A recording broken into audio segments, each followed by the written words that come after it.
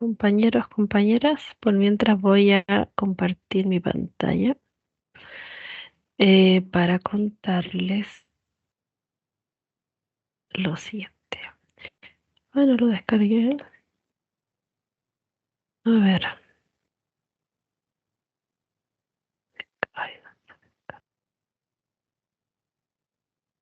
oye, pues, descarga. Este.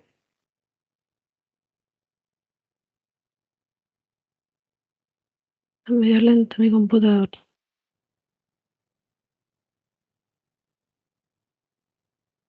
Listo. No, esto no es. Nada que ver.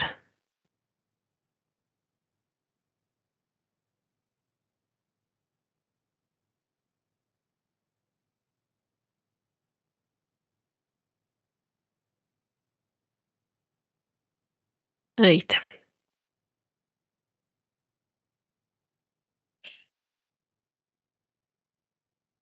Ya. Eh,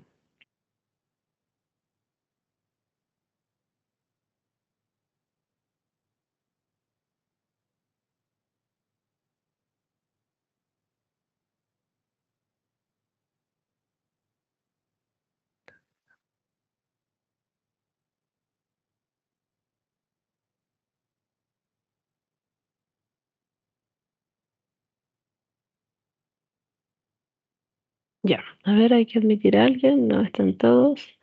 Ya voy a iniciar la grabación para quienes no se pudieron conectar. A ver. Está grabando. Súper. Ah, no, pero ya lo habían iniciado. Ya, bueno, buenas tardes. Espero que estén bien.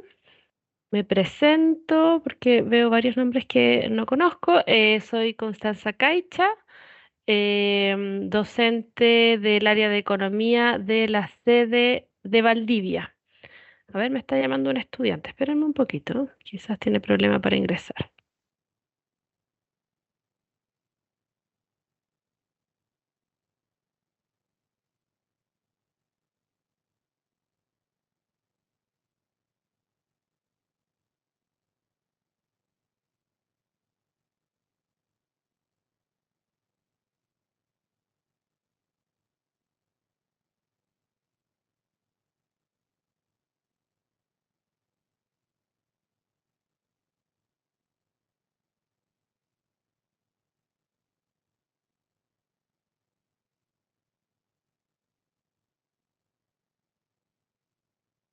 Ya, ahora sí. Un estudiante estaba buscando la sala. Ya, bueno, entonces como les contaba, soy Constanza Caicha, docente de economía de la sede de Valdivia. Y aquí estoy para resolver dudas respecto a el examen de grado de microeconomía, ¿ya? Entonces, antes que todo, les voy a presentar acá, me imagino, no sé si esto les habrá llegado a ustedes. Em, Quizás no. Pero acá está el temario, ¿ya? Entonces, para el área de microeconomía, el temario consiste en oferta y demanda. La idea ahí es que ustedes puedan entender bien el comportamiento de la oferta, de la demanda, cuáles son los determinantes de cada uno de estos, sepan analizar equilibrio de mercado y puedan graficar y también calcular qué ocurre si hay un cambio en el mercado, puedan encontrar el nuevo equilibrio. ¿Ya? Entonces, ahí es clave que sepan entender, o sea, que sepan determinar si algo que está sucediendo afecta a la oferta o la demanda, y cómo eso puede alterar el precio y cantidad de equilibrio. ¿Ya? Con base a esto también debieran saber calcular el equilibrio matemáticamente, identificar excedente del consumidor del productor, identificar equilibrios con impuesto, pérdida de eficiencia, precio máximo, precio mínimo, eh, subsidio también podría ser. Entonces, cualquier quizás intervención de la autoridad en el mercado, la idea es que ustedes lo puedan ahí demostrar a través de estos gráficos de oferta y demanda, ¿ya? Elasticidad. ya también es un concepto que entra. Recuérdense que la elasticidad, hay varios tipos de elasticidad, pero lo que permite la elasticidad es calcular la sensibilidad que puede tener la demanda frente a variaciones de precio, frente a variaciones de ingreso o de precio de otros bienes, ¿cierto? Entonces ahí está la elasticidad precio cruzada, elasticidad precio, elasticidad de ingreso. Ya la idea es que ustedes sepan calcular la elasticidad, sepan interpretarla, por ejemplo, en el caso de la elasticidad precio de la demanda, sepan determinar cuándo la demanda es elástica, inelástica, em, cómo, cómo se interpreta eso y cómo esto se relaciona con quizás la estrategia de precios de una empresa, cómo eso puede afectar los ingresos, entre otras cosas, ¿ya? Costos de producción, entonces ahí nos vamos a todo lo que está detrás de la oferta, entender, ¿cierto?, que hay una empresa que produce, que para producir necesita factores productivos. Esos factores productivos, si es que lo analizamos en el corto plazo, uno asume que hay ciertos factores productivos que están fijos, ¿cierto?, que normalmente es el capital, y otros factores productivos que son variables, que se asocia principalmente al trabajo, ¿cierto? Y de ahí uno puede analizar los costos en el corto plazo, donde hay costos fijos y costos variables, y en el largo plazo, donde tenemos puros costos variables, ¿cierto? Entonces ahí uno eh, tienen que entender, ¿cierto?, las estructuras de costos de la empresa, identificar las decisiones de producción a distintos precios, cuándo a una empresa le conviene permanecer en el mercado, cuándo le conviene salir. Eso en contexto de competencia perfecta y en contextos de competencia perfecta principalmente, sí. Y en competencia perfecta la idea es que ustedes sepan identificar o tengan muy claro cuáles son los supuestos de competencia perfecta, equilibrio de competencia perfecta en el corto y largo plazo. eh, Eso. Monopolio también entra, ¿cierto? La idea es que ahí también sepan calcular equilibrio de monopolio, sepan calcular, identificar la pérdida de eficiencia del monopolio, los efectos del monopolio. Recordemos que el monopolio puede surgir porque quizás el monopolio, esta empresa, que es la única que produce un bien o servicio, tiene alguna facultad legal para ser la única que pueda producir ese bien o servicio, o quizás justo esta empresa es dueña del único factor productivo o de un factor productivo que se utiliza para producir un bien en específico, y eso hace que esta empresa tenga poder de mercado, ¿cierto? Una capacidad para cobrar precios por sobre su costo marginal. Entonces la idea es que entiendan esa decisión y tengan muy claro, ¿cierto?, que cuando hay un monopolio uno puede reconocer ciertos efectos, como por ejemplo que los precios son más altos que competencia perfecta, que se produce menos, al producir menos hay menos empleo, hay un efecto redistributivo desde consumidores a productor, o sea, se reduce el excedente del consumidor, aumenta el excedente del productor. Eso principalmente. También centrarse en oligopolios, que son esto como este intermedio entre competencia perfecta y monopolio, que es cuando uno puede reconocer en un mercado que existen pocas empresas que tienen la capacidad también para fijar precios porque se diferencian de su competencia, ¿ya? Pero esa diferenciación no es completa, o sea, igual de todas maneras existe cierto nivel de sustitución entre de los bienes que ofrecen esta empresa para los consumidores, ¿ya? Entonces ahí los modelos que principalmente se van a evaluar son el modelo de Cournot y el modelo de Bertrand. Ya recordemos que el modelo Cournot es un modelo, como la forma más simple de ese modelo, asume que hay dos empresas que enfrentan la misma demanda, o sea, producen lo mismo, y por lo tanto, al producir lo mismo, cualquier decisión que tome una empresa va a afectar los beneficios de la otra empresa. Por lo tanto, importante ahí es que al momento de la empresa maximizar su beneficio y decidir su producción, tiene que tener en cuenta lo que va a hacer la otra empresa. Y por eso también en todo esto lo que es oligopolio, nosotros utilizamos teoría de juego, ¿cierto? ¿Se acuerdan ahí? Me imagino que obviamente lo vieron, equilibrio de Nash, el dilema del prisionero, ¿cierto? Son herramientas que nos permiten modelar esta situación de competencia entre las empresas. Luego está el modelo de Bertrand, que también es un modelo oligopolio, pero que asume que hay.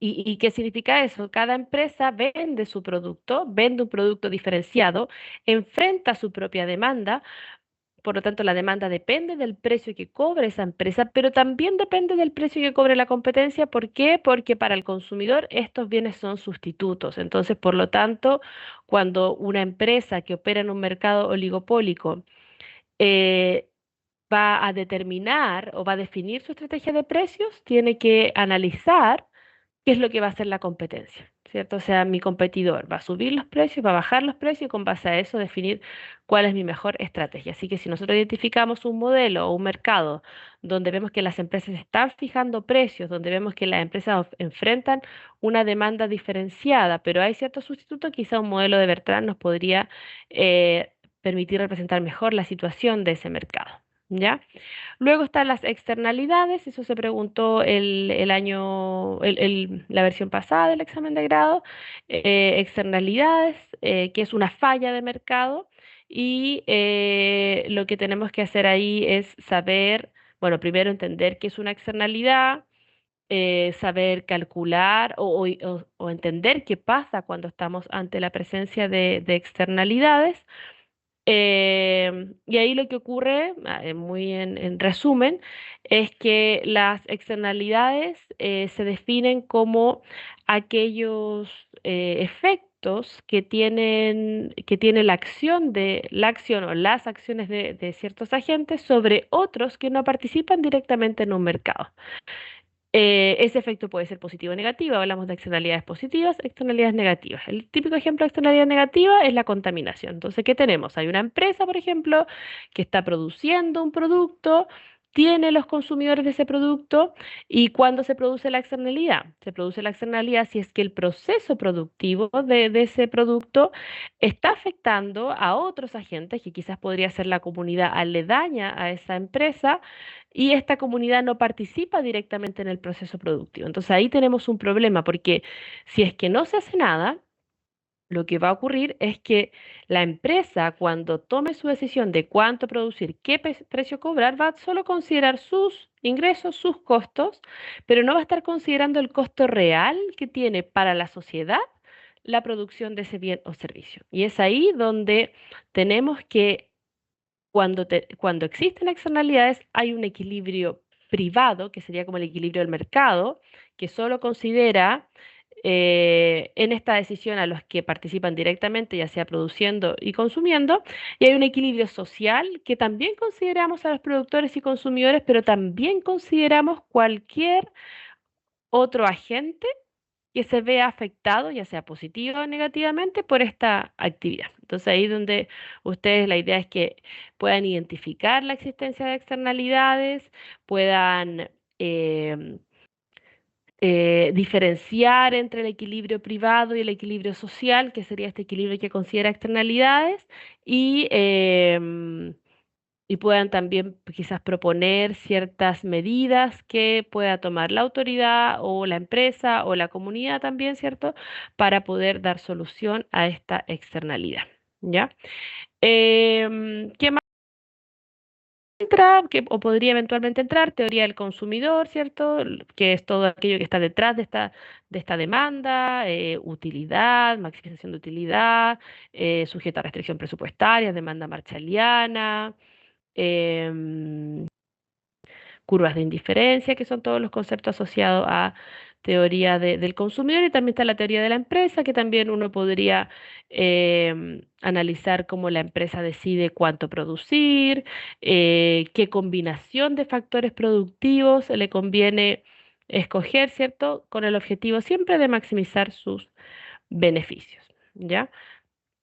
Así que eso es lo que se podría eventualmente evaluar en microeconomía.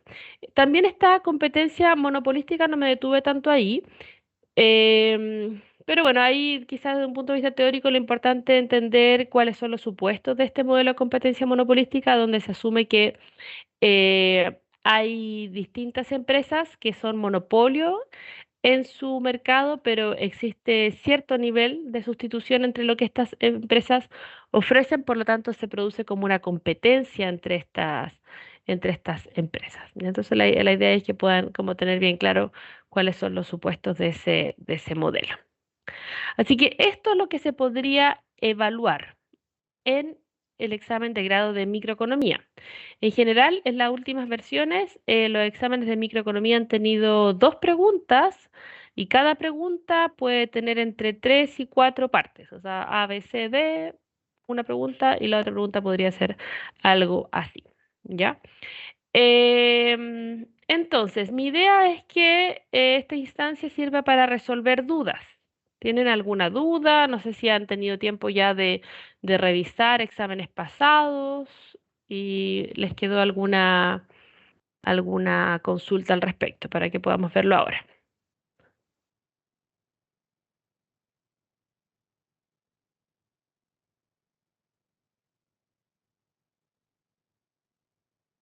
Sí, no, han estudiado,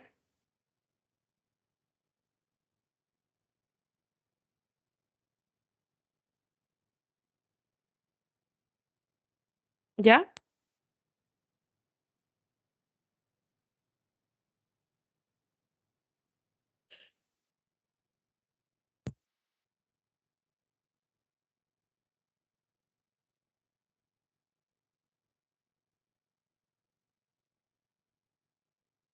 Ya. Ujú. Claro, sí, totalmente.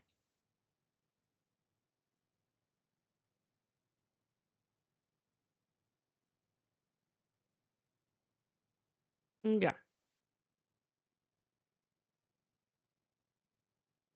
Ya, este temario me lo entregaron a mí para preparar esta instancia, entonces, eh,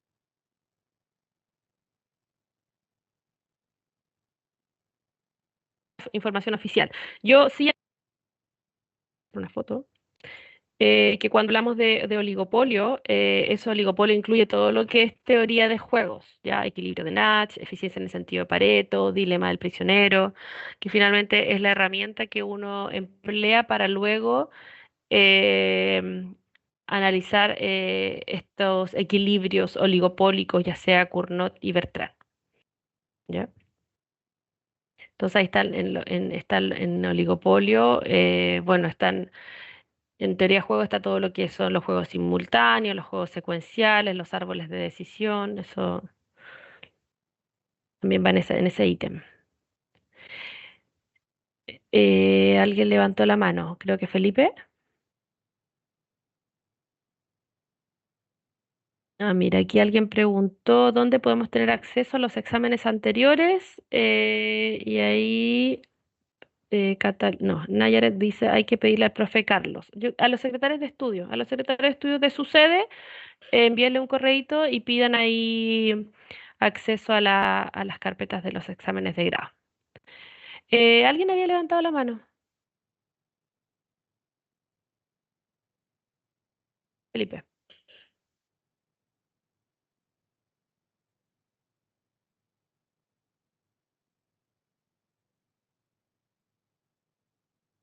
Sí, pero cualquiera que se acerque a los secretarios de estudio podría acceder a eso, así que igual, Nayaret, acá el secretario de estudio también se llama Carlos, así que está bien. No, no se te escucha, Felipe.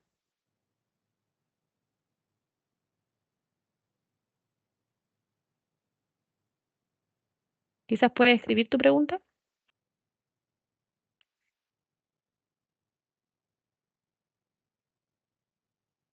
Voy a ver si se lo puedo mandar, porque quizás tiene información para nosotros nomás.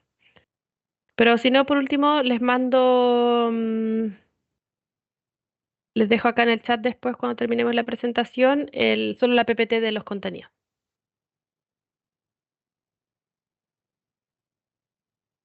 Mm, no sé si Felipe está escribiendo.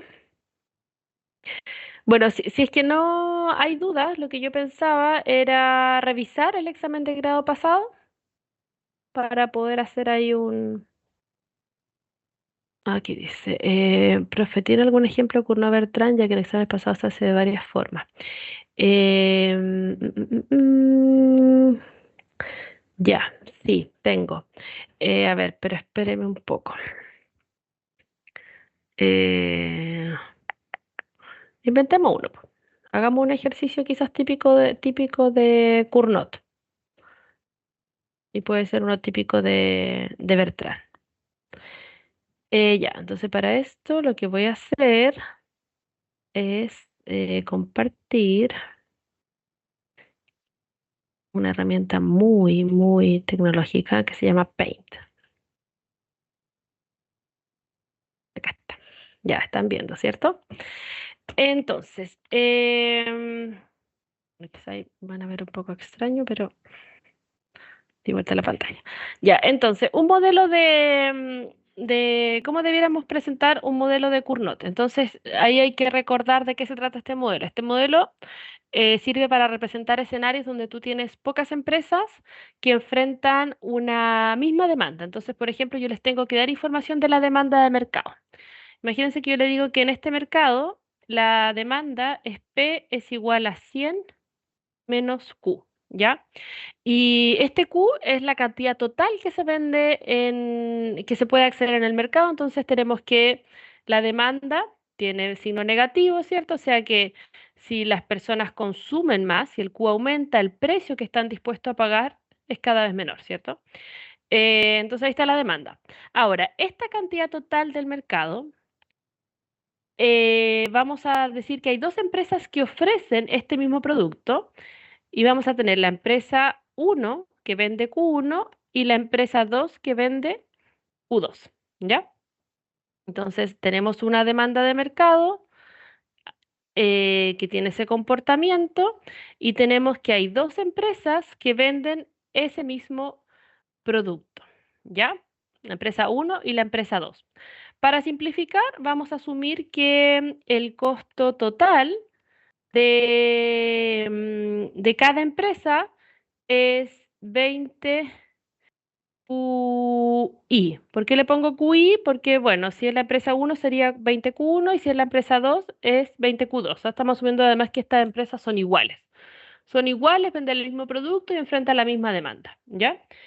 Entonces, ¿qué les podría pedir yo si este es un modelo si les digo que encuentren el equilibrio de Cournot? Entonces, para encontrar el equilibrio Cournot, lo que tenemos que hacer es que hay que recordar los supuestos, son empresas que están decidiendo cuánto producir, que venden el mismo producto y obviamente cada empresa quiere obtener el máximo beneficio, ¿ya? Entonces, yo de hecho acá podría al tiro escribir esta función de demanda. Yo podría decir que la demanda es 100 menos paréntesis Q1 más Q2, ¿cierto? Porque el Q total es la suma de lo que produce la empresa uno y lo que produce la empresa 2. Y voy a arreglar al tiro este paréntesis. Como tengo un signo negativo, me quedaría 100 menos Q1 menos Q2, ¿ya? Si van teniendo dudas, me preguntan, pero tienen que prender el micrófono porque yo acá no los estoy viendo. ¿Ya? Entonces la demanda ahora la dejé expresada en función de Q1 y Q2. Entonces, si yo quiero buscar el equilibrio de Cournot, lo que tengo que hacer es maximizar, o más bien, buscar la cantidad que a cada empresa le permite maximizar sus beneficios. Entonces, acá la clave es escribir la función de beneficios.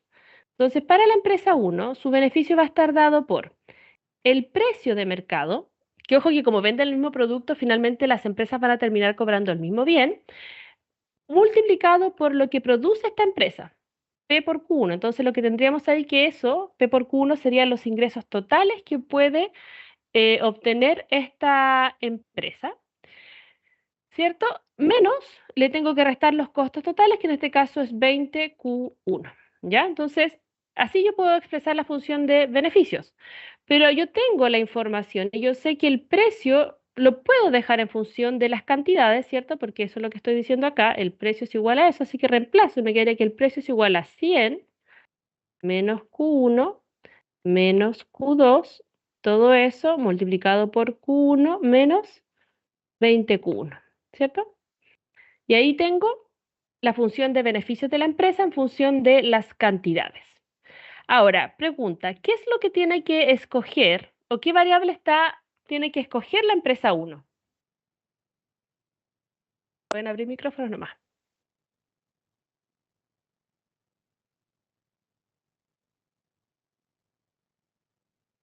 ¿Qué tiene que escoger acá? ¿Su producción o la producción de la otra empresa?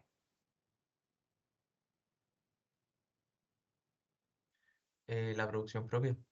La producción propia, ¿cierto? Entonces, esta empresa lo que quiere es obtener el máximo beneficio y para eso va a escoger la cantidad, Q1 en este caso, que le permite obtener el máximo beneficio. ¿Qué harían para poder obtener esa cantidad? ¿Qué hacemos para maximizar estos beneficios? Que la competencia haga cero. ¿Que la cómo? ¿Cómo? Que la competencia haga cero.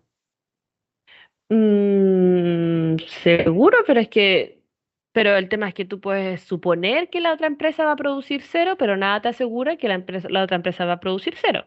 De hecho, de seguro esa otra empresa no va a producir cero. ¿Cómo obtenemos la cantidad que le permite maximizar beneficio a la empresa uno? ¿Qué hay que hacer con esta función de beneficios? ¿Derivarla? Claro, hay que maximizarla, ¿cierto? Y para maximizar yo tengo que derivar y buscar cuándo esa derivada de los beneficios con respecto a Q1 es igual a cero, ¿cierto? Porque acá lo que yo tengo así como gráficamente muy simple, acá voy a tener Q1 y acá yo puedo tener los beneficios de esta empresa. Entonces, lo que yo necesito es que yo quizás probablemente los beneficios se comporten de esta manera, ¿cierto? Y lo que yo quiero buscar es este Q1, el Q1 que hace que el beneficio sea el máximo posible. ¿Cuándo ocurre eso? Cuando la derivada del beneficio con respecto a Q1 es igual a cero. Justo en ese punto la pendiente, en ese punto máximo, es cero. Por eso yo derivo igual a cero. Entonces, antes de derivar, quizás para simplificar un poco, quizás podemos arreglar un poquito esta expresión. Puedo desarrollar el paréntesis, ¿cierto? Entonces, este Q1 que está multiplicando al paréntesis va a entrar, me quedaría 100 Q1 menos Q1 por Q1, me quedaría Q1 al cuadrado menos Q2 por Q1 menos 20 Q1. Y de hecho podría arreglarlo aún más y podría juntar este 100 con este de acá, ¿cierto? Porque los dos tienen un Q1, así que 100 menos 20 me quedaría 80 Q1 menos Q1 al cuadrado menos Q2 por Q1. Y ahí ya arreglé un poquito para que la derivada sea un poquito más fácil, para que no nos compliquemos. Entonces, ahora sí, dado que tengo la función de beneficios, lo que tengo que hacer, de acuerdo a lo que le acabo de explicar en este grafiquito que ahora estoy borrando, es que tengo que derivar la función de beneficios que encontré con respecto a Q1, porque eso es lo que decide esta empresa. Entonces, derivemos. Esto derivado con respecto a Q1 me da 80. Acuérdense que este Q1 está elevado a 1, así que el 1 pasa multiplicando, 80 por 1, 80, y el Q1 queda elevado a su exponente, que es 1 menos 1, queda elevado a 0. Cualquier cosa elevado a 0 da 1. Así que por eso me queda solo el 80. Después lo mismo, tengo que derivar esto con respecto a Q1. El 2, que es su exponente, pasa multiplicando, y el Q1 queda elevado a su exponente, que es 2 menos 1, o sea, queda elevado a 1. ¿Ya? Menos Q2 por Q1. ¿Cómo quedaría esa derivada? Acá lo que estamos asumiendo también en Cournot, un supuesto importante, es que ambas empresas están tomando la decisión de manera simultánea. Por lo tanto, para la empresa, cuando estoy maximizando, este Q2 de alguna forma es como una constante, ¿ya? Entonces, si estoy derivando con respecto a Q1, imagínense que esto es como un número, el Q2 es como un número fijo, entonces, dado que el Q1 está elevado a 1, el 1 pasa multiplicando al Q2, o sea, me quedaría Q2, y el Q1 quedaría elevado a 0, por eso solo queda el Q2. Y eso lo igualo a 0, ¿ya? Y yo qué quería buscar el Q1, así que despejo el Q1, me quedaría 80 menos Q2, y este Q1 que está negativo va a pasar al otro lado positivo, 2Q1. Y ese 2 que está multiplicando va a pasar dividiendo. Y ahí está mi Q1. ¿Alguien se acuerda cómo se llama esto que acabo de encontrar acá?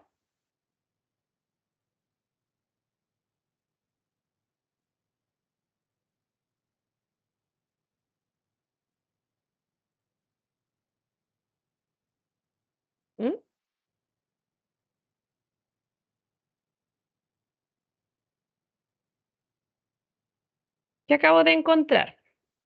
Que este Q1, el Q1 que permite a la empresa maximizar beneficios, no es un número fijo, sino que depende de cuánto produce la otra empresa, ¿ya? Entonces, ¿qué ocurre si la empresa 2 produce mucho? Si este numerito aumenta. De acuerdo a eso, ¿cuál va a ser mi mejor respuesta? ¿Producir mucho o producir poco? ¿Aumentar la producción o reducir la producción de acuerdo a esto? Si yo espero que la otra empresa va a producir mucho, ¿qué me conviene hacer a mí de acuerdo a lo que acabamos de encontrar? Producir menos. Producir menos, ¿cierto? ¿Y por qué ocurre eso? Porque como ambas empresas enfrentamos la misma demanda, ¿qué ocurre? Que si ambas empresas producimos mucho, el mercado se va a llenar de ese producto y por lo tanto la gente va a estar dispuesta a pagar muy poco. Por lo tanto, para yo tener un equilibrio entre lo que voy a producir y el precio que puedo cobrar, la idea es que si yo anticipo o preveo que la otra empresa va a producir mucho, a mí me conviene producir menos para que el precio de mercado no baje tanto. Esta ecuación que acabamos de encontrar acá se llama función de reacción. En este caso, la función de reacción de la empresa 1 y nos dice nos muestra qué es lo mejor que le conviene hacer en este caso a la empresa 1, dado lo que produce la empresa 2. Entonces, por ejemplo, si yo les dijera que la empresa 1, perdón, la empresa 2 va a producir 40 unidades, ¿cuál es la mejor respuesta de la empresa 1 para maximizar beneficios? La empresa 2 va a producir 40 unidades. ¿Cuál sería la Que mejor la respuesta empresa de la uno empresa 1? produzca 20. 20, ¿cierto? Y es solo reemplazar. Ese Q2 yo le dije que era 40, así que 80 menos 40, 40 dividido 20. O sea que la mejor respuesta para la empresa 2, perdón, 1 sería producir 20 unidades. Y ya sabiendo cuánto vale el Q1, en este caso 20, por ejemplo, Q2 vale 40, les dije, y pueden sacar el precio de mercado y los beneficios. ¿Alguien prendió el micrófono? ¿Alguien tiene una duda? Profe, la función de reacción de la empresa 2 es igual, ¿cierto? En este caso es igual. ¿Por qué es igual? Porque estamos asumiendo que las empresas tienen la misma estructura de costos, ¿ya? Pero debiéramos desarrollarlo igual, ¿ya? Pero para efectos de tiempo no lo voy a hacer, pero acá es lo mismo. La idea es que también plantee la función de beneficios para la empresa 2. Sus beneficios van a estar dados por el precio, ¿cierto? Que es igual para ambas empresas, pero esta empresa lo que decide es su Q2, menos el costo total de esta empresa, que es 20 Q2. Y hacemos lo mismo, reemplazamos el precio de acuerdo a esta ecuación de demanda, arreglamos un poco, derivamos y vamos a llegar que para la empresa 2, la función de reacción va a ser 80 menos Q1 partido en 2. Esta sería la función de reacción para la empresa 2. Así que tienen la misma estructura de costo. Ahora, si el ejercicio les dijeran que la empresa tiene distinta estructura de costo, ahí las funciones de reacción no van a ser iguales. Pero en general uno ve este tipo de casos, ¿ya? Así que la función de reacción lo que me muestra es para cada empresa cuál es la mejor decisión que puede tomar en cuanto a producción, dado lo que hace la otra empresa. ¿Ya? Entonces ahí yo les podría dar información o casos y ustedes podrían ir viendo cuánto le conviene producir, cuál va a ser el precio final, ¿cierto? Y beneficios. Pero ahora, lo que nosotros queremos buscar es un equilibrio, una situación en la cual ninguna empresa tenga incentivos a moverse, ¿ya? Sino que quieran permanecer, si es que decidieron un nivel de producción, que sea ese nivel de producción que va a permanecer a no ser que hayan otras variables externas del mercado que cambien. Por lo tanto, ¿cómo buscamos una situación de equilibrio? ¿Qué necesitamos en el equilibrio? Necesitamos que ambas empresas estén maximizando beneficios, ¿cierto? Para que no tenga incentivo a moverse. Y además, ojalá necesitamos que justo el nivel de producción que escoge una empresa hace que la otra empresa esté maximizando beneficios y viceversa. ¿Cómo resolverían entonces ustedes el equilibrio? ¿Qué harían? Porque lo que yo necesito es buscar em, lo que yo necesito buscar cuánto vale Q1, cuánto vale Q2, cuánto es el precio y cuánto es el beneficio de cada empresa. Y ahí ya desarrollaríamos todo lo que es el modelo de Cournot. ¿Cómo calculamos el equilibrio? ¿Alguien se acuerda cómo se hacía esto? Voy a borrar mientras esta parte. Quiero buscar una situación en la cual ambas empresas estén maximizando beneficios al mismo tiempo. ¿Qué harían?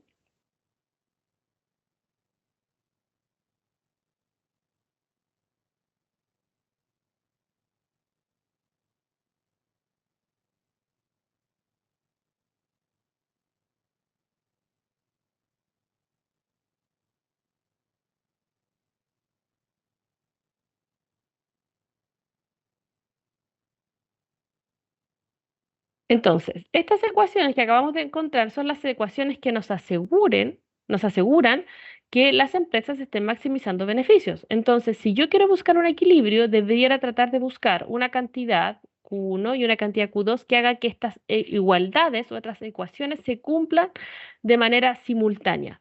Por lo tanto, lo que uno hace es que uno hace un sistema de ecuación entre las ecuaciones que acabamos de encontrar.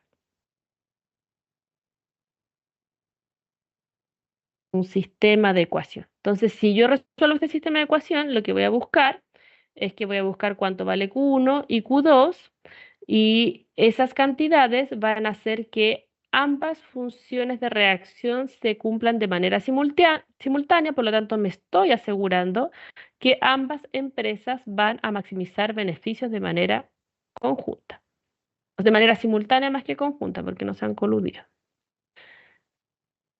Entonces, ¿cómo podríamos resolver este sistema de ecuación? Hay varias formas para resolver un sistema de ecuación, ¿cierto? Pero, por ejemplo, lo que yo haría es que quizás de la primera ecuación, o tomo la primera ecuación y la reemplazo en la segunda ecuación, ¿o no?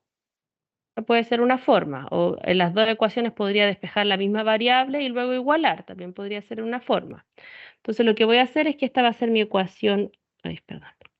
Esta va a ser mi ecuación 1 y esta va a ser mi ecuación 2. Y lo que yo voy a hacer es que voy a reemplazar, voy a reemplazar 1 en 2.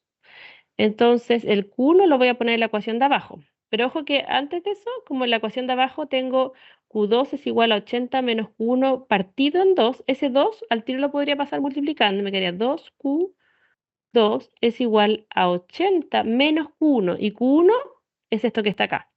Entonces me quedaría 80 menos Q2 partido en 2. Y ahí, en esta ecuación, si se dan cuenta, la única incógnita que tengo es el Q2. Así que lo que podría hacer es tratar de despejar Q2. Ya acá hay varias formas para desarrollarlo. Yo lo que haría es que quizás voy a dividir por 2 para que me quede de manera todo lineal. Me quedaría 2Q2, 80.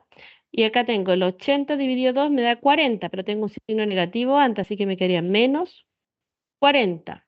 Después me quedaría Q1, perdón, Q2 que está multiplicado por 1 partido en 2, me quedaría 0,5, pero acá tengo un negativo y acá un negativo. Negativo con negativo, positivo, y eso me quedaría menos, o sea, más 0,5 Q2.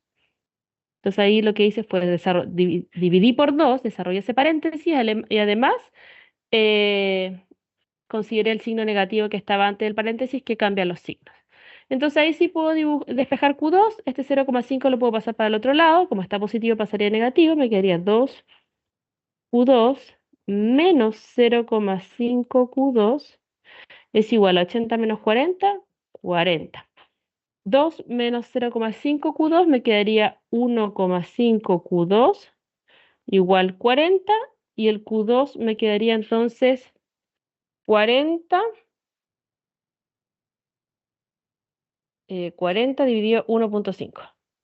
Y eso me da 26,66 periódico, así que lo voy a dejar en 26,67. O sea que acabo de encontrar que para que ambas empresas maximicen al mismo tiempo, la empresa 2 tiene que producir 26,67. ¿Cómo puedo encontrar Q1? Porque esa es mi otra incógnita. Q1. Q2 en Q1, ¿no? Sí, cierto, porque ya tiene el valor y tú esto lo resolviste en el sistema de ecuaciones, así que te tiene que dar. Entonces, para encontrar Q1, Ya encontré Q2, así que me quedaría 80 menos Q2, que es 26,67 partido en 2. Veamos cuánto nos da eso. 80 menos 26,67, eso igual a 2. También me da 20. Ay, qué feo. Da igual hacer esto, espérense. Entonces Q1 también me da 26,67. ¿Cierto? Entonces, claro, en este caso son iguales, pero es porque las empresas eran iguales, ¿ya? No necesariamente eso va a ser así. Si es que la estructura de costo es distinta, los resultados van a ser distintos. ¿Qué más podría sacar? Entonces ya encontré la cantidad que permite que ambas empresas maximicen beneficio. Simultáneamente, podría sacar el precio, ¿cierto? Porque el precio dijimos que era 100 menos Q1, que es 26,67, menos Q2, que también es 26,67. Entonces eso me quedaría 100 menos 26,67. Y eso me da que el precio es 46,66. Y ahí así se obtiene un equilibrio Cournot. Entonces yo podría decir que lo que va a pasar acá es que ambas empresas van a producir 26,67 cada uno. Eso va a hacer que el precio de mercado sea 46,66. Y también, ¿cierto? Podríamos calcular los beneficios, porque recuerden que los beneficios se calculan a partir de la diferencia entre los ingresos totales menos los costos totales. Entonces, por ejemplo, para la empresa 1, el beneficio va a estar dado por 46,66 menos, o sea, perdón, por 26,67 menos el costo total, que era 20, creo. 20 por la cantidad que nos dio 26,67. Y ahí están los beneficios.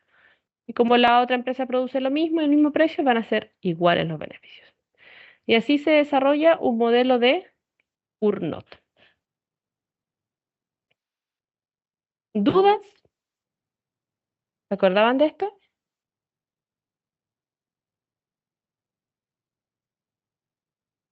¿No? ¿Pero quedó claro? Tienen que repasarlo igual, pues. Cuando estudien la materia, quizás después ya cuando vuelvan a leer la materia, vean este ejercicio.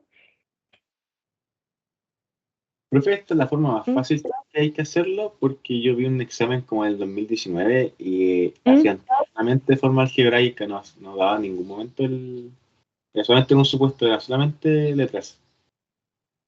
Entonces sería más difícil eso, ¿cierto? Ah, había que construir una tabla, ¿o no?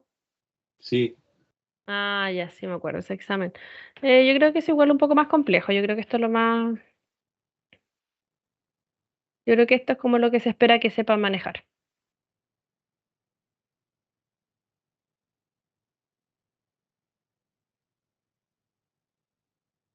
Ya, entonces lo importante es tener claros los supuestos. Acá la clave siempre es que, independiente de si el mercado es monopólico, competencia perfecta, oligopólico, es que sepan expresar la función de beneficios, porque siempre lo que va a querer hacer una empresa es derivar o más bien maximizar esos beneficios, y lo que tienen que hacer es que una vez que tienen los beneficios, identifican cuál es la variable que tiene que escoger la empresa, en este caso es producción, y luego derivan, igualan a cero, y ellos tienen como la cantidad de equilibrio. En este caso no llegamos a una cantidad en específico, sino que llegamos a estas funciones de reacción y buscamos un equilibrio. ¿Ya? ¿Dudas del desarrollo? ¿Se entendió más o menos?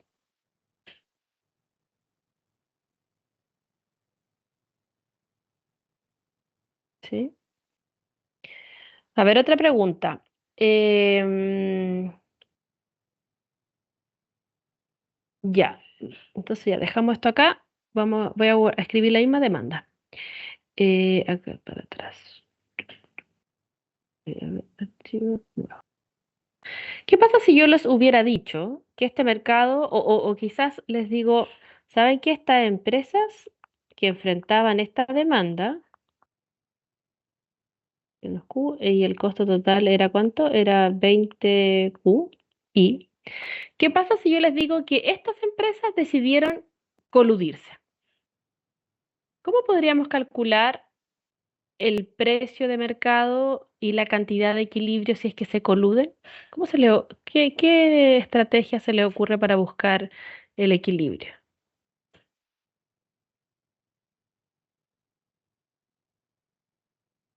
En ese caso, profe, ¿los precios tendrían que ser iguales? Pregunta. Eh, claro, sí, o sea, claro, porque cuando las empresas se coluden, efectivamente es como un acuerdo de precios, ¿ya? Pero ojo que previo a esto estas empresas están decidiendo cantidad, entonces la idea es que de manera conjunta definan cuál va a ser esa cantidad que le permite maximizar beneficio y con base a eso ven qué precio pueden cobrar, ¿ya? Cuando las empresas se coluden, finalmente uno podría pensar que es como que actuasen como si fueran solo una, ¿o no? Como si fuera un monopolio.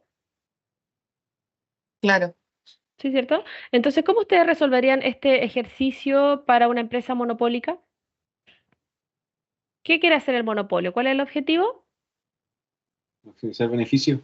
Maximizar beneficios. Así que vamos con los beneficios. Entonces, ¿el beneficio cómo sería? P por Q, y le vamos a poner Q total, porque no es que vamos a definir un Q1 para una empresa y Q2 para la otra empresa, sino que va a haber un Q general que lo vamos a acordar entre las partes.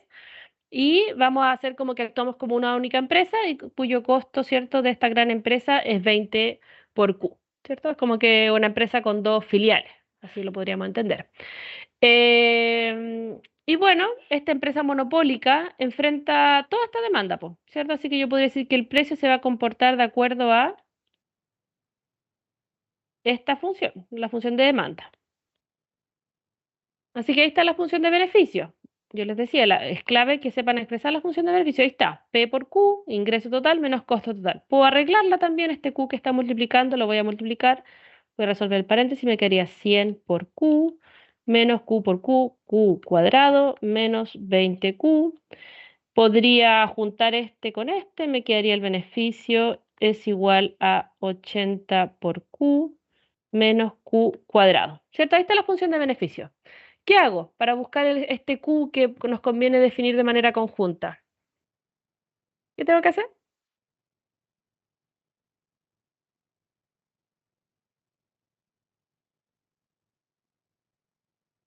Yo quiero maximizar esta función de beneficios, po. Profe, en ese caso igual se Que podría igualamos a 0 y usar, derivar. Ujú, sí. Disculpe, ¿qué había dicho en ese caso qué? en ese caso igual se podría hacer ingreso marginal igual costo marginal. También va a llegar a lo mismo. Podrías calcular por un lado el ingreso total, lo derivas, tienes el ingreso marginal, por otro lado tienes el costo total, lo derivas y calculas el costo marginal e igualas. Va a llegar a lo mismo que voy a llegar yo, donde expresé la función de beneficios, la arreglé un poco y, como bien dijo alguien ahí que no sé quién es porque no estoy viendo la pantalla, derivamos. Derivamos esta función de beneficios con respecto a la cantidad.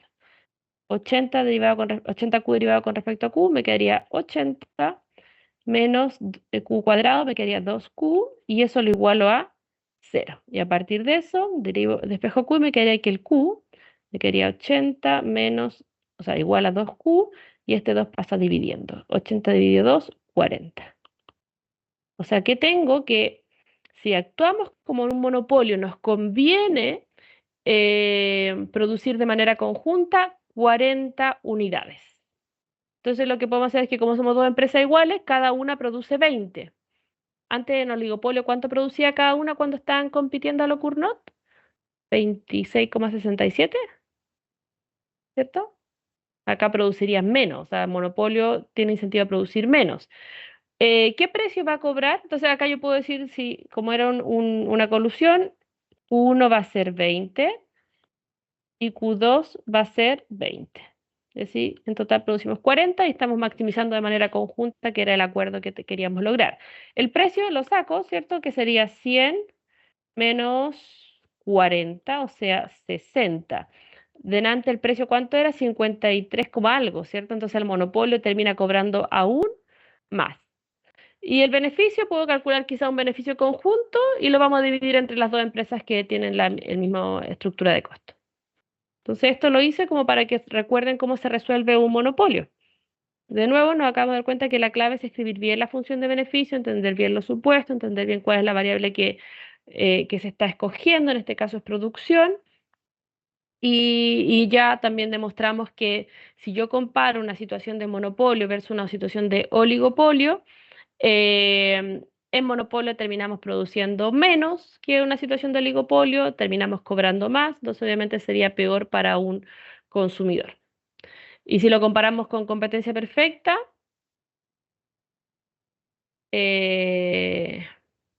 a ver, o antes de pasar a competencia perfecta, ¿se entendió cómo se calcula el equilibrio con monopolio? Entonces, una empresa que maximiza, lo importante es tener en cuenta que este monopolio enfrenta toda la demanda, así que el precio se comporta de acuerdo a la demanda y ahí encuentran la cantidad que maximiza el beneficio. ¿Ya? Y como acá estábamos asumiendo que eran dos empresas que se coludían, cada una puede producir 20 unidades.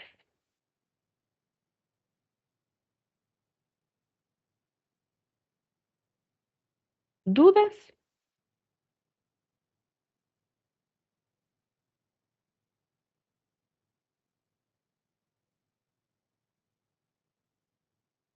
Ujú. Pregunta, ¿cuál sería el equilibrio? ¿Cómo ustedes encontrarían cuánto se produciría si este mercado operase como competencia perfecta? ¿Qué pasa en competencia perfecta?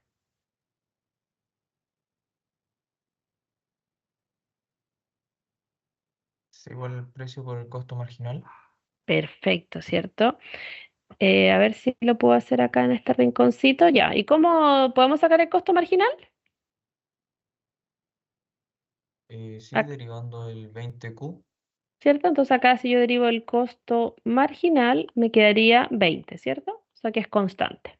Cada unidad extra me cuesta producir 20. Voy a producir una extra, 20. Otra extra, 20, y así. Y dijiste que igualábamos, esto voy a poner acá, competencia perfecta, el precio se iguala al costo marginal. O sea que en competencia perfecta lo que pagan los consumidores es justo lo que le cuesta a la empresa producir una unidad extra.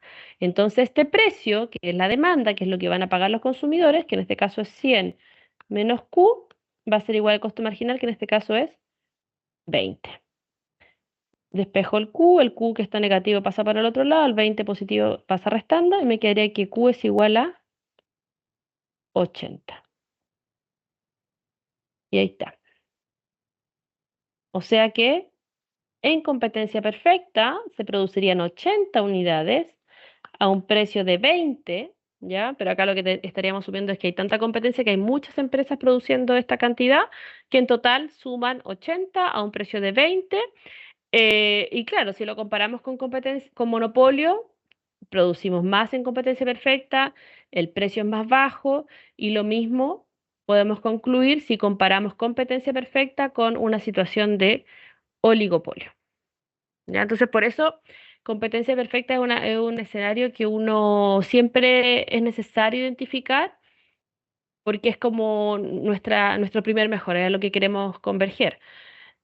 El tema está en que la competencia perfecta, para que exista competencia perfecta, tienen que cumplirse muchos supuestos, como por ejemplo, información perfecta, eh, mm, muchos competidores, muchos consumidores, no hay barreras de entrada, o sea que es fácil entrar y llegar a competir.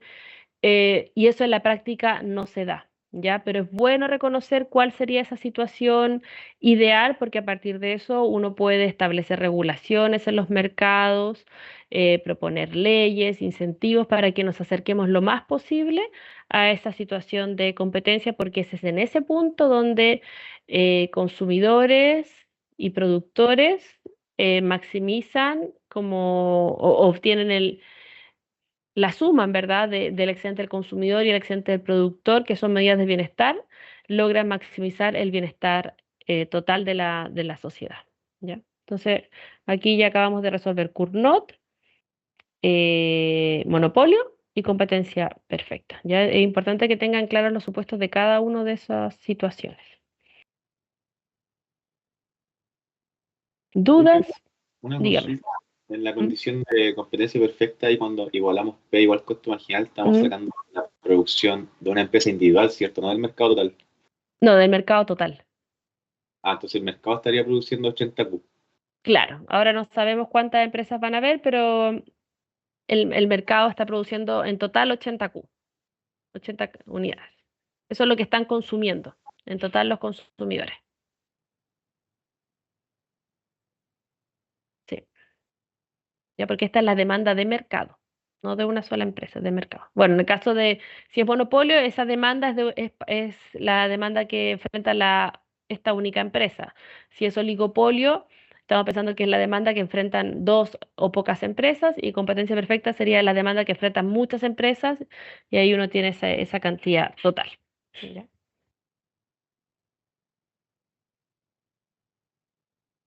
¿Alguna otra duda?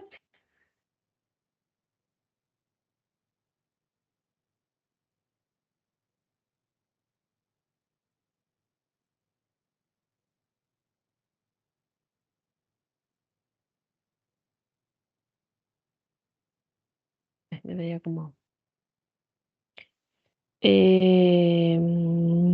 ay, me estaban respondiendo, pero yo ahí no podía leer los mensajes. ¿Qué más? No sé si me va a dar el tiempo para responder el examen de grado pasado, pero bueno, ahí ustedes cuando le pidan a los secretarios de estudio los exámenes, pueden revisarlo. A ver qué otra cosa me interesa. Ah, veamos, repasemos el dilema del prisionero. Vamos a hacer eso. Dilema del prisionero. Ahí no hay que ver. ¿Dónde voy acá? ¿Se acuerdan del dilema del prisionero? Ya. A ver. Entonces, ¿se acuerdan de estas matrices de resultados donde uno podía buscar equilibrios? Esto para teoría de indicadores.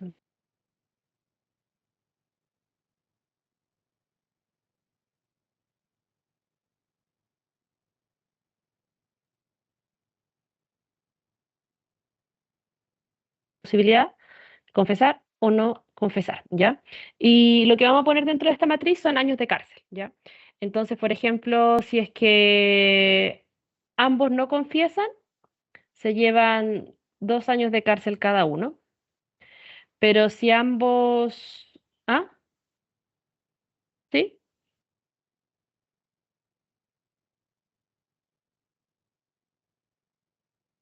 ¿Sí? Ah, ya. De nuevo, ya. Entonces, ¿qué tengo? Voy a ver ahora estas matrices de resultados para ver equilibrios en teoría de juegos, ¿ya? Es lo que voy a hacer. Ay, no, qué feo lo que hice. Todo no. Y entonces, archivo, no guardar. Y entonces lo que le estaba contando era la historia de dos prisioneros. Está el prisionero 1 y el prisionero 2, ¿ya? Son jugadores. Estos prisioneros tienen dos estrategias, pueden escoger dos cosas: confesar o no confesar algún delito que hayan cumplido. Confesar, no confesar, ¿ya? Si ambos no confiesan, lo que yo voy a poner dentro de cada uno de estos cuadrantes que se armó, es que lo que yo voy a poner acá son los años de cárcel que recibirían. Si ambos no confiesan, se llevarían 2 años de cárcel cada uno. Si ambos confiesan, cada uno se va a llevar 4 años de cárcel. Si uno confiesa y el otro no confiesa, el que no confesó se lleva 9 años y el que confesó se lleva... mm, a ver, espérense. Se lleva 3. Y en caso contrario, me quedaría 3 y 9. Ya, ¿cómo se lee esto? Recapitulando. Lo que tengo acá son los jugadores, que en este caso estamos hablando de prisioneros. Lo que va acá son las estrategias, ¿ya? Que en este caso cada jugador tiene como estrategia confesar, no confesar, el otro jugador también, confesar, no confesar. No necesariamente las estrategias tienen que ser la misma, depende del juego que se esté planteando. Y lo que tengo dentro de cada cuadrante son los pagos, ¿ya? Voy a poner jugador 1 con Naranjo, y en el cuadrante todos los primeros pagos del jugador del jugador 1 son los primeros pagos de cada cuadrante. Y del jugador 2, que lo voy a poner en azul, son los segundos pagos de cada cuadrante. ¿Ya? Entonces, por ejemplo, en este caso que está acá, el jugador 1 se llevaría 9 años y el jugador 2 se llevaría 3. Y en el caso contrario, si es que el jugador 1 confiesa, me voy acá, y el jugador 2 no confiesa, el que confesó se lleva 3 y el otro se lleva 9, ¿ya? Estos son años de cárcel. Entonces, lo que yo quiero acá es encontrar cuál va a ser el equilibrio de esta situación. Y lo que vamos a asumir en este dilema prisionero es que estos ladrones cometieron un delito y, y al momento, bueno, los pillaron y los encerraron en celdas distintas. Entonces, cada uno está analizando por su cuenta qué hacer, si confesar o no confesar, ¿ya? Y como no se pusieron de acuerdo, acá es como lo que estábamos hablando en Cournot. Cada jugador por su parte va a tratar de maximizar su bienestar poniéndose o pensando cuáles son las posibles respuestas del otro jugador, ¿ya? De hecho, un equilibrio de Cournot uno igual lo podría representar a través de esta matriz. Entonces, para resolver esto, yo ocupo una estrellita y lo que hago es que digo, pongámonos primero en el caso del jugador 1, ¿ya? El jugador 1, queremos ver qué es lo que puede hacer el jugador 1, ¿ya? Entonces, si yo les digo, yo como jugador 1 quiero saber si confieso o no confieso, si tomo esta opción, si tomo esta opción o esta opción, ¿ya? Entonces, para saber qué opción me conviene, lo que yo debiera ver es qué es lo que va a hacer el otro jugador, ¿ya? Espérense que parece que los pagos están distintos. Ya, y estos son, está bien, son años de cárcel, así que la decisión siempre va a ser minimizar. Yo quiero tener el mínimo valor, ¿ya? Entonces, si el jugador 2 confiesa, me voy acá, a esta columna, ¿qué le conviene hacer al jugador 1? ¿Confesar y tener 4 años de cárcel o no confesar y tener 9? Confesar, ¿cierto? Espérense, voy a cambiar un pago porque si no, no me va a funcionar el dilema del prisionero. Voy a dar un detalle, estos son los pagos nomás que los debería haber puesto con otros valores. Este va a tener un 1. Ahí, perdón. Este va a ir un 1. Ay, un 1 y un 1. ¿Ya? Solo para que nos dé bien. Ya, entonces, como bien dijo ahí la compañera, si el jugador 2 decide confesar, mi mejor respuesta entre tener 4 años y 9 años va a ser tener 4 años, ¿cierto? Así que pongo una estrellita ahí. Mi mejor respuesta sería confesar, ¿ya? Entonces yo ya sé, estoy analizando qué hago, confieso o no confieso, ya. Entonces yo sé que si el otro confiesa, siempre lo mejor para mí va a ser confesar, ¿ya? Ahora, ¿qué pasa si no confiesa? Me voy a esta columna, a la columna de la derecha. Si no confiesa, ¿qué me conviene hacer a mí? ¿Confesar o no confesar? Entonces podría tener 1 año o 2 años. ¿Qué me conviene? De nuevo, confesar, ¿cierto? Entonces, me estoy dando cuenta que independiente de lo que haga el jugador 2, a mí siempre como jugador 1 me conviene confesar. Así que hay un concepto que lo van a revisar cuando vean su materia, es el de estrategia dominante. En este caso, el prisionero 1, su estrategia dominante, que es aquella que escoge independiente de lo que haga el otro jugador, sería confesar, ¿ya? Tenemos que hacer lo mismo para el otro jugador. Entonces, el otro prisionero, por su parte, también está analizando la misma situación. ¿Qué me conviene hacer a mí? Entonces digo, bueno, lo que me conviene hacer a mí depende de lo que haga la otra persona. Entonces, si el jugador 1 confiesa, me voy a esta fila, ¿qué me conviene hacer a mí? ¿Confesar y tener 4 o no confesar y tener 9? Confesar también, ¿cierto? Porque tengo 4 en vez de 9. Acá yo quiero minimizar los años de cárcel. Y si no confiesa, me voy acá a la segunda fila. ¿Qué me conviene a mí? ¿Confesar y tener 1 o no confesar y tener 2? Confesar y tener 1, ¿cierto? Por lo tanto, de nuevo, para el jugador 2 también hay estrategia dominante que es confesar. ¿Cuál sería el equilibrio? Este que está acá, donde tengo 2 estrellitas, donde ambos jugadores confiesan. Esto que está acá se llama equilibrio de Nash, ¿ya? Si hiciéramos algo así, si representáramos el equilibrio de Cournot, identificáramos cuando las empresas compiten o no compiten, nos daríamos cuenta que también el equilibrio de Cournot, ese resultado que llegamos delante, donde cada empresa producía como 23, algo a determinado precio, también es un equilibrio de Nash, porque es una situación en la cual ambas empresas están maximizando simultáneamente y no hay ningún incentivo a moverse de ahí, ¿ya? ¿Hay incentivo a moverse? El jugador uno, por ejemplo, el prisionero uno que está confesando y si el otro también está confesando, ¿le conviene no confesar? Si no confiesa y si el otro sigue confesando, pasaría a tener 9 años. No le convendría. Lo mismo el otro jugador. Si se mueven hacia acá, tampoco le conviene. Así que esto es un equilibrio donde no hay incentivo a moverse y donde ambos jugadores están haciendo como lo mejor, dado lo que hace el otro jugador. ¿Es lo mejor? ¿Podrían haber estado? ¿Puedo encontrar una situación en la cual ambos estén mejor de manera simultánea?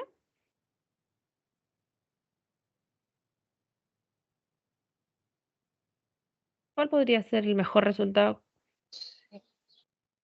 Claro, ¿cierto? Este resultado podría ser mejor, pero ¿cuál es el problema de esto?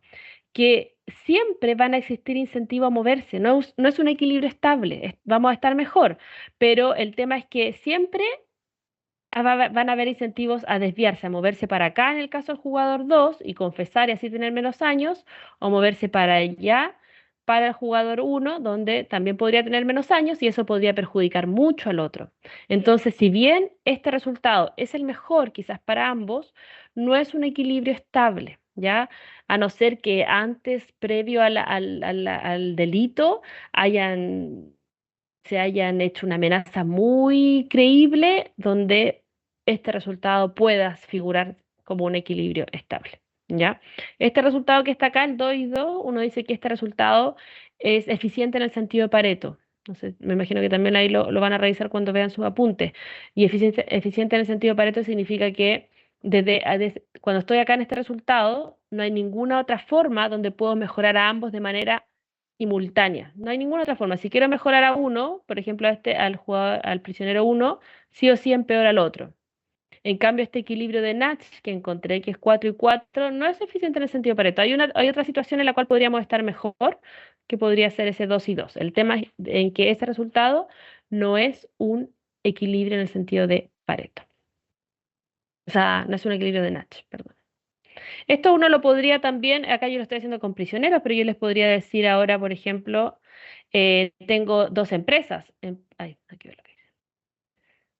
Ah, tengo dos empresas, empresa uno y empresa 2. Y, por ejemplo, su estrategia podría ser, cada empresa está viendo coludirse, le voy a poner col, o competir. Cada empresa está haciendo col o competir. Entonces, ¿qué pasa? Si se coluden, voy a poner pagos, quizás después lo tengo que cambiar para que me dé bien. 70 es 70. Si se coluden, por ejemplo, ya cada una gana 70. Si compiten, ganan menos, ¿ya? Cada una gana 50. Pero si una mantiene el acuerdo de colusión y la otra compite, a la que se desvió gana más, porque, por ejemplo, si se habían puesto, no sé, de acuerdo en precio, y una se desvía del acuerdo, baja el precio, por lo tanto gana más, y la otra termina ganando menos. Y al revés, si es que la otra mantiene la colusión y la otra gana más. Imagínense que esos son los pagos. Entonces, ¿qué tenemos? Dos empresas, estos son nuestros como jugadores, están definiendo si coludirse o competir. En el caso de que ambas se coludan, cada una gana 70. Si ambas no se coluden y deciden competir nomás, cada una gana 50. Ahora, si una está coludida, por ejemplo, acá la empresa 2 estaría coludida, pero la otra se desvía del acuerdo bajando el precio, claramente la que se desvía ganaría más, ¿cierto? Se lleva al mercado y la otra pierde y viceversa si es que la empresa uno mantiene la colusión, pero la otra empresa se desvía. Entonces hagamos el mismo ejercicio de buscar el equilibrio de Natch con la estrellita. Entonces pregunta, si vamos a ponernos en el rol de la empresa 1 que está definiendo qué hacer. Si la empresa 2 decide coludirse, me voy a esta columna, ¿qué le conviene hacer a la empresa 1? Acá son beneficios, así que la idea es buscar el máximo beneficio. Delante hablábamos de daño de cárcel, por eso buscábamos el menor valor. Pero acá en beneficios, si yo sé que competir, ¿cierto? O sea, si yo sé que la otra empresa está coludida, me conviene desviarme del acuerdo, bajar un poco el precio y así absorbo mayor parte del mercado y gano más, ¿cierto? Competir. Y si la otra compite, ¿qué me conviene hacer a mí? De 40 y 50 son mis pagos, ¿cierto? Los primeros pagos. También me conviene competir, perfecto. Así que de nuevo acá encuentro que para la empresa 1, la estrategia dominante, la que va a ser siempre, independiente de lo que haga la otra, es competir. Hago lo mismo para la empresa 2, con otro color, a ver, rojo. Entonces la empresa 2 también tiene que analizar qué hacer. Si la empresa 1 está coludida, ¿qué le conviene hacer a la empresa 2? Estoy en esa fila. Entre 70 y 100, mejor. 100. Competir. ¿Cierto? Competir. Y si la empresa 1 está compitiendo, ¿qué le conviene hacer a la empresa 2? También competir. ¿Cuál sería el equilibrio de Natch? Donde tengo las dos estrellitas. Ojo que en un juego pueden haber, en estos casos hemos encontrado un equilibrio de Natch, un lugar donde encuentro las dos estrellitas, pero pueden darse juegos donde tienes dos equilibrios de Natch, ¿ya? O incluso hay juegos donde no tienes equilibrios de Natch. También puede ser. Así que el equilibrio de Natch o el resultado al cual van a converger ambas empresas es que ambas empresas terminan compitiendo. ¿Es eficiente en el sentido Pareto? ¿Podrían estar mejor las empresas al mismo tiempo? ¿Qué otro resultado es mejor para ambas acá, cierto? Pero claro, pero ¿cuál es el problema de eso? ¿Es un equilibrio estable? ¿Las empresas tienen incentivo a mantener la colusión? ¿No es cierto? Porque la empresa 1, si sabe que la empresa 2 está coludida, quizás tendría incentivo a desviarse del acuerdo y ganaría más. Lo mismo si para la empresa 2. Entonces no es un equilibrio estable, ¿ya? Entonces, claro, las colusiones, uno si se da cuenta, se mantienen igual por un tiempo, pero bueno, no sabemos, pero hasta el momento las colusiones, se han pillado algunas colusiones, ¿cierto? ¿Y eso es por qué? Porque las empresas analizan qué le conviene hacer dado lo que está haciendo la otra empresa y probablemente es necesario desviarse del acuerdo. Más bien lo que pasa también es que se diseñan leyes o incentivos, la autoridad diseña incentivos para que ojalá la colusión no sea un equilibrio estable, para que las empresas tengan incentivos a confesar. Y eso es lo que pasa, que cuando las empresas confiesan, la primera que confiesa la colusión se queda sin mayores penas con respecto al acto ilegal que cometieron. Entonces, y la empresa que no confesó primero se lleva todas las multas. Entonces, de esa manera se tiene que la colusión no se vuelve tan atractiva. ¿Ya? Pero ahora, si las empresas entre ellas también de nuevo se hacen amenazas, etcétera, que hacen que la colusión sea una estrategia creíble, obviamente se puede mantener eso por el tiempo. O si las empresas saben que a pesar de que las pillen, en verdad no van a tener mayores multas, no van a arriesgar penas de cárcel, probablemente la colusión puede ser aún así una buena decisión para las empresas, pero obviamente eso no es bueno para los consumidores porque suben los precios. Y además pensemos que en qué bienes se coluden, en bienes que son muy necesarios para las familias, donde la elasticidad, concepto que se puede evaluar en el examen de grado, ¿cómo la elasticidad? Díganme ustedes, ¿cómo la elasticidad de los bienes o servicios que ofrecen estas empresas que se han coludido? ¿Es más elástica, inelástica? ¿Qué creen ustedes? ¿En qué se han coludido? ¿En qué productos?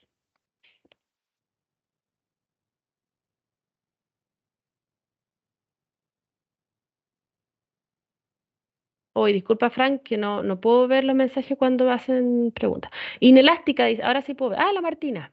Inelástica, ¿cierto? La demanda de los productos en los cuales ha habido colusión es una demanda inelástica. ¿Ya qué significa eso? Que es poco sensible al precio. Y claro, eso implica que, claro, cualquier cambio en precio, por ejemplo, si la empresa sube el precio, la cantidad va a bajar, pero baja poquito. Entonces, cuando analizamos qué pasa con los ingresos totales de esa empresa, aumentan. Entonces, conviene, o las empresas se coluden cuando las demandas son inelásticas. ¿Y qué valor tiene que tomar la elasticidad de la demanda para que sea inelástica?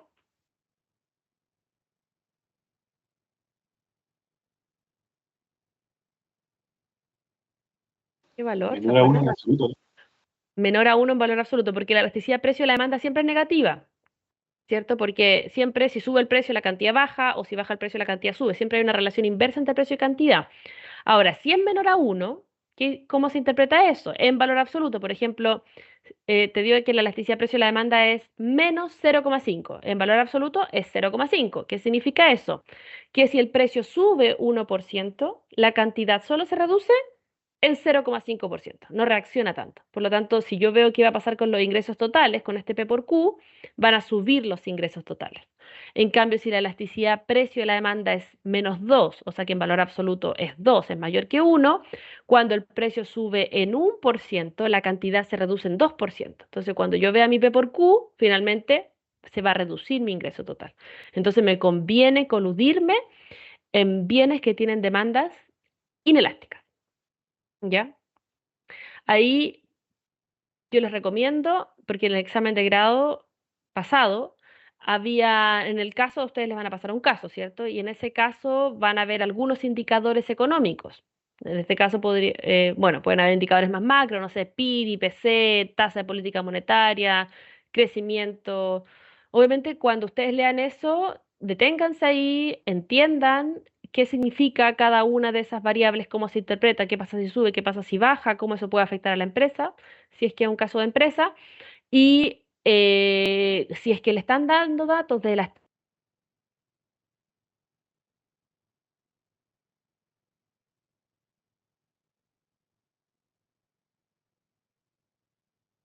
un valor de elasticidad, lleguen al examen de grado teniendo muy claro si esa demanda es elástica o inelástica, si este bien tiene muchos sustitutos o no, cuántas empresas hay, cuál es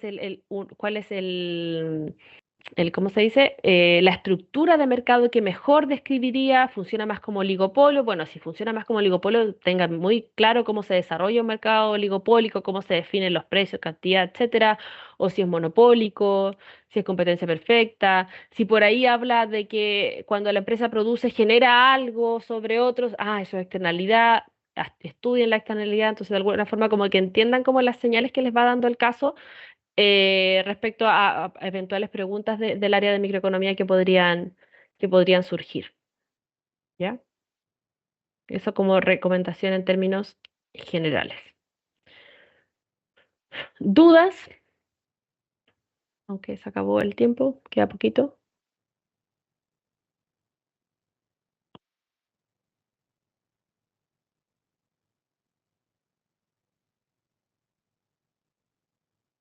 ¿No?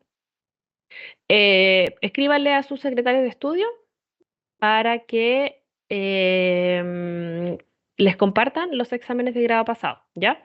Si es que revisan un examen de grado y tienen alguna duda, me pueden escribir un correíto. También obviamente le pueden escribir un correo a los docentes de sus sedes, pero también yo puedo responderles las dudas, ¿ya? No creo que hayan fórmulas. No te van a dar las fórmulas. Igual no son tantas fórmulas, ¿no? Pero bueno, tienen que saber cómo calcular elasticidad, interpretarla. ¿Qué otra fórmula podría ser? Mm, Tienes que saber, como te decía, la clave, si es que vamos a ver de un mercado, expresar bien la función de beneficio, derivar, pero no sé qué otra fórmula podría haber. No, yo creo que no van a haber fórmulas. Pueden usar calculadora, sí. Normalmente también pedimos que trabajen con dos decimales, aproximando el segundo. Por ejemplo, acá me había dado un resultado, creo que 23,66 periódico. Bueno, lo dejé como 23,67. Mejor trabajar ahí con decimales. Eso. Así que, bueno, Ahí espero que les haya servido esta.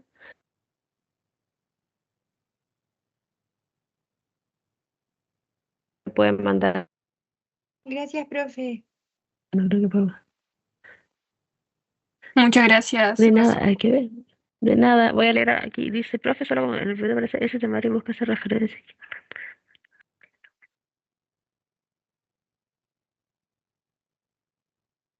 Eh, sí, es que tengo que revisar los génesis por si hay otra información que quizá ustedes no pueden revisar. Pero, pero les puedo pasar la diapositiva de micro. Igual a los docentes que les hagan el reforzamiento, pídanle este temario porque todos lo tenemos. Nos mandaron este temario para hacer estas clases. ¿Ya? Así que mañana, Génesis, a primera hora, lo voy a anotar acá. Voy a mandar la PPT, al menos con la diapo de microeconomía. Bueno, y aparece macro también. Lo puedo mandar a este chat. ¿Ya? Eso. Que estén muy bien. Estamos en contacto cualquier cosa. Muchas gracias. Chao. Estén bien. Chau, Chao. chau. Muchas Chao. gracias.